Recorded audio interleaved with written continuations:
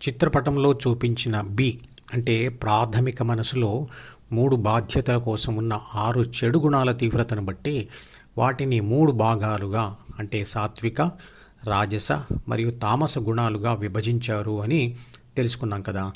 సాత్విక, రాజస మరియు తామస గుణాల తీవ్రతను బట్టి ఆ మనుషుల యొక్క తినే ఆహార పదార్థాల మీద ఇష్టం, చేసే దానం, తపస్సు, ధ్యానంతో సహా అన్ని పనులు ఉంటాయి.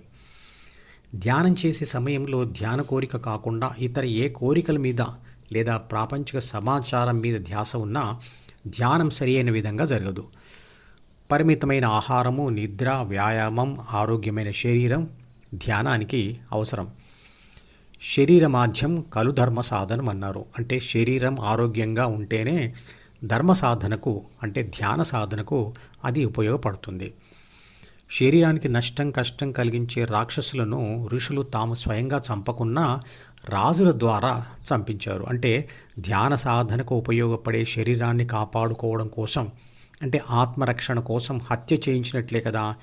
ఋషులు అలా ఎందుకు చేశారు అంటే శరీరం ఉంటేనే ఆత్మ ఉంటుంది, ఆత్మ ఉంటేనే కదా ఆత్మానుభవం దొరికేది. అలాగే అహింసో పరమో ధర్మ ధర్మహింస తదేవచ అన్నారు. అంటే అహింస అనేది మన పరమధర్మమైనప్పటికీ ఆ ధర్మానికి విఘాతం కలిగిన చోట హింసను ఉపయోగించవచ్చు అని అర్థం. కాబట్టి అలాంటి పరిస్థితుల్లో అంటే ఆత్మరక్షణ కోసం హత్య చేయడం కూడా నేరం కాదు అంటుంది సుప్రీంకోర్టు. భగవద్గీత చెప్పిన దానం, తపస్సు మరియు ధ్యానం కూడా చేసేవారి గుణాలను బట్టి 3 రకాలుగా చేస్తారు. ఈ పనుల వెనకాల వారికి ఉండే ప్రతిఫలాపేక్ష లేదా ఉద్దేశ్యాలు లేదా కోరికలను బట్టి ఆ తేడా ఉంటుంది. సాత్విక గుణం ఉన్నవాడు మాత్రం ప్రతిఫలాపేక్ష లేకుండా భగవద్గీతలు చెప్పినట్లుగా ధ్యానం చేస్తాడు. ఉన్న డబ్బు, ఆస్తులను, బంధాలను కొంచెం కొంచెంగా వదులుకోవడం అంటే దానం చేయడం మరియు తపస్సు చేయడం అనేవి వైరాగ్యానికి సంకేతాలు. తపస్సు అంటే మనసులోని కోరికలను, శారీరక సుఖాలను, మాట్లాడే నాలుకను తప్పింపచేయడం అంటే అదుపులో పెట్టుకోవడం లేదా అణుచుకోవడం లేదా ఎండగట్టడం అని అర్థం. కోరికలైతే శారీరక సుఖాల కోసము లేదా మానసిక సుఖాల కోసము అయి ఉంటాయి.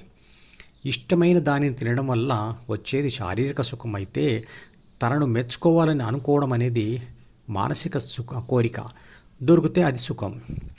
మాట్లాడాలని అనుకోవడం కూడా ఒక మానసిక కోరికే. కాబట్టి అన్ని కోరికలను కంట్రోల్ చేసుకోవడమే తపస్సు అవుతుంది. ద్వితీయ మనసు యొక్క డీలోని కోరికలను వద్దు అనుకోవడంతో ప్రపంచం వద్దు అని అనుకోవడం జరుగుతుంది. ఎందుకంటే ఏబీసీ డీని వదిలితే డిఈఎఫ్ దారిని వదిలినట్లే, అందువల్ల ప్రపంచాన్ని వదిలినట్లే కదా. ప్రపంచ కోరికలను వద్దు అనుకోవడం వైరాగ్య భావన వల్లే కలుగుతుంది. వైరాగ్య భావన వల్ల ఉన్నదంతా దానం చేయాలని కోరిక మరియు తపస్సు చేయాలని కోరిక కలుగుతుంది. కృష్ణుడు చెప్పిన అభ్యాసం మరియు వైరాగ్యం అనే 2 ఆయుధాలతో ద్వితీయ మనసుతో యుద్ధం చేసి గెలవవచ్చు. దానం మరియు తపస్సులను ఆచరించడమే వైరాగ్యం. అభ్యాసం అంటే హెచ్ అంటే హృదయంలో ఏబీసీ యొక్క ధ్యాస ఉంచే ధ్యాన సాధన. ధ్యాసను ద్వితీయ మనసు నుంచి విడిపించడం అన్నా, వైరాగ్యం అన్నా, ద్వితీయ మనసుతో యుద్ధం చేయడం అన్నా ఒకటే.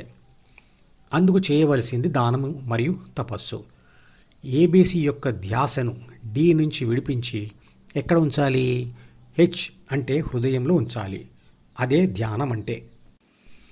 ఇలా ధ్యాన ఫలితం ఆశించకుండా సాధన చేస్తూ ఉంటే ప్రాపంచిక వ్యవహారాల్లో కూడా ఫలితం ఆశించని ప్రవర్తన, పనితనం వస్తుంది. ఆ పద్ధతిలో మానసిక ఒత్తిడి తగ్గి చేస్తున్న పనులలో ధ్యాస తీవ్రత పెరుగుతుంది. ఏ కోరిక అయినా కోరుకొని దానికోసం చేసే పని మొదలు కాగానే కోరిక మీద మరియు ఫలితం మీద దృష్టి వదిలివేసి ధ్యాస అంతా పని మీదే ఉండాలి.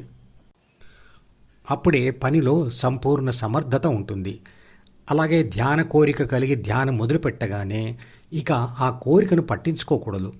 ధ్యాస అంతా ధ్యానం మీదనే ఉండాలి.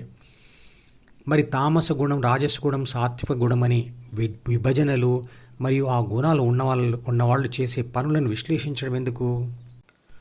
ఎందుకంటే జ్ఞానయోగ పద్ధతిలో ధ్యానం చేస్తున్నప్పుడు యోగ సాధకుడు తను ప్రస్తుతమున్న స్థితిని తెలుసుకునేందుకు మరియు ధ్యానంతో కొంతకాలం తర్వాత తనలో వచ్చిన మార్పును పోల్చి చూసుకొని వచ్చిన మార్పులు గుర్తించేందుకు ఈ విశ్లేషణ విభజనలు సహాయపడతాయి.